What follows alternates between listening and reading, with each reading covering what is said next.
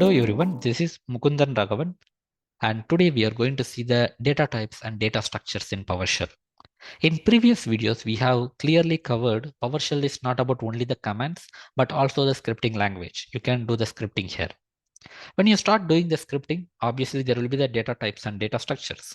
In order to get the full power of PowerShell, it's very essential to understand the data types and data structures. Let's try with small things. So here you can see the simple variables and its data types. For example, the very basic one would be string variable, where the variable will start with dollar symbol and you have the string literal. Whereas other things like an integer and double is straightforward. In Boolean, you should be giving the value true or false. However, in PowerShell, we will not directly type as true and false. We will be using the existing system variable called $true. Then coming to the data structures, the basic data structure would be arrays. Arrays will be very easy to create. It will be having @ symbol and open and close parenthesis. Inside that, you will be giving the list of values that has to be inserted in your array. And arrays will be using the indexes. Like any other language, arrays will be starting with index 0. Hash table, very simple key and value. Hash table can be created with the same @ symbol, but this time you will be using the flower brackets. Since we have to have key and value, this will be separated with equal symbol.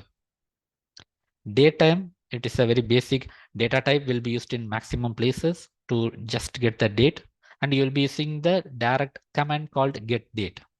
Null variable, whenever you want to assign something to null, again you will not type directly null, you will be using the variable $null. So this is first level of information. And another point here, in PowerShell, you don't need to you don't need to declare the variables here inside your command. Whatever you have in script, that can be used directly here. For example, if I type $ and string variable, so it automatically refers to your script and it will give the output to you. So that's the best point. You can directly use it. You don't need to again write lot of write host commands in your script if you want to test what that value. Okay, now coming to little complex, PowerShell. So in PowerShell, we will be writing the script. In order to write the script, sometimes you need to have a lot of data. It may be you are getting all the file names, or you are getting all the process into a list or array.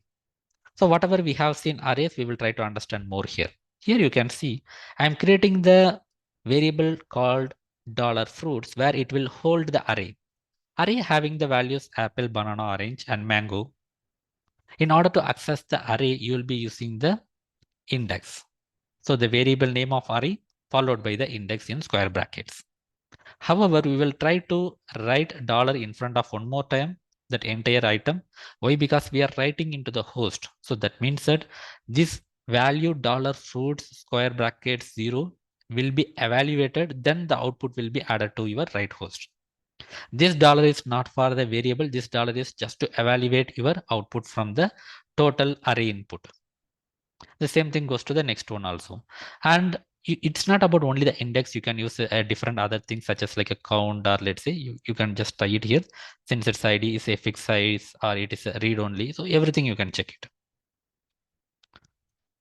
And coming to the hash tables we have discussed, it is a key and value.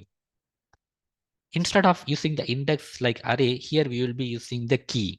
For example, if you want to access the name of the person, first of all, you will be using the hash table name, which is person, $person exactly. Then you will be using the square brackets. Here you will be using the key for that. In our case, the key is name. So the same way you will be using the everything inside your, again, one more $, which means that it will evaluate and give the output to you. Now coming to the special objects, such as a list and object itself. List is something like a class. So that means that you will be creating the instance of the list. When you create the list, you need to use the command new object. Then you will be calling the system.collections.generic list. And you will be giving the which kind of data you are going to insert in that. For example, here I am going to create the object or the list object in precise. Then I will be giving the type in that list will be the string. Now $colors would be your list. And you can start adding any kind of objects to that. Here you can see red, green, blue, and so on. Now here, since it's a list, again, list can be used to just have the index. So that means that you can use the index for that. Now again, let's go to the object. So object is kind of another structure. Here you will be again looks like almost like a hash table, but it is the object. And even you can create the custom objects. In order to create the object, again, you will be using the new object, but this time you will be using the PowerShell object, which is PS object, and you will be giving the property. And here again, by using the variables, you are creating the object and you are giving the key and value.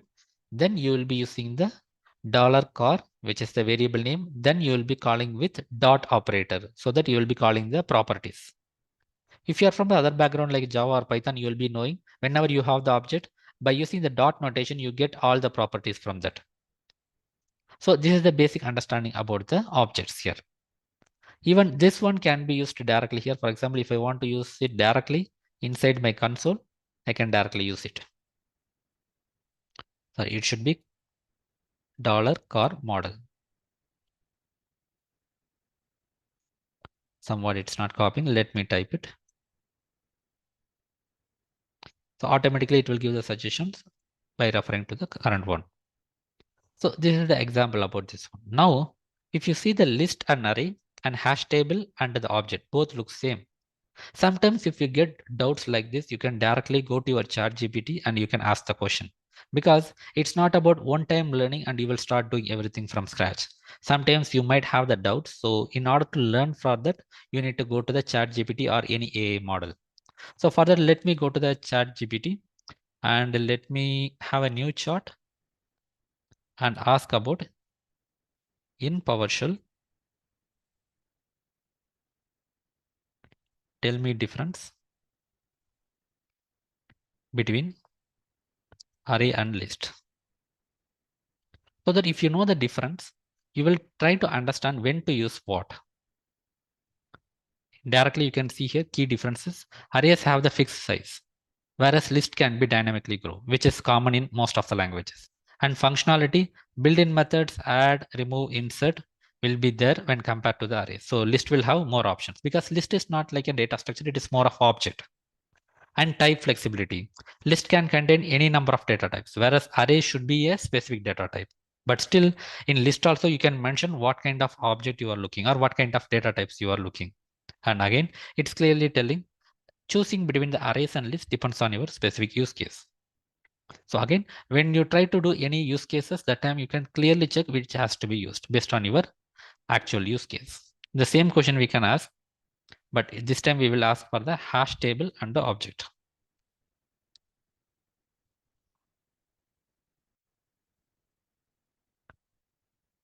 Hash table and object.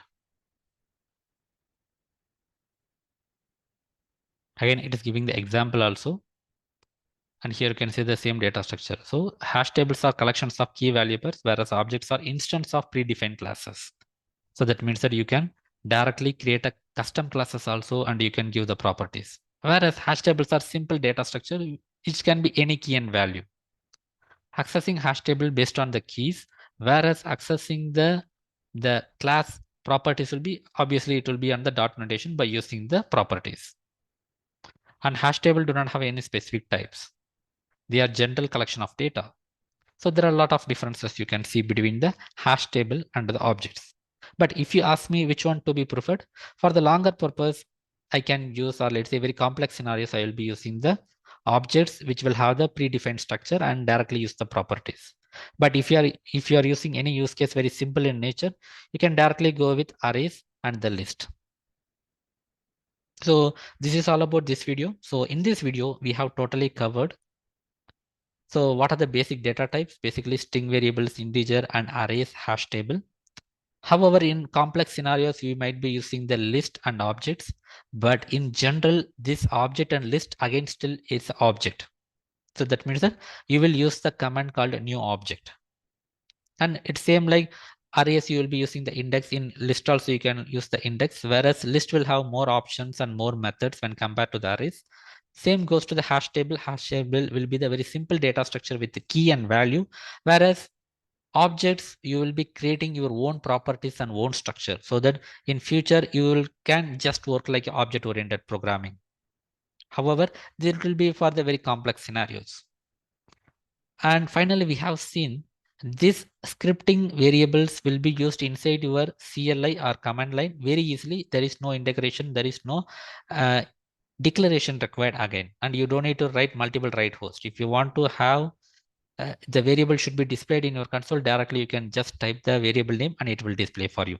It applicable for arrays, list, objects, and also. So this is all about this video, and always be a rainbow in other Scrum.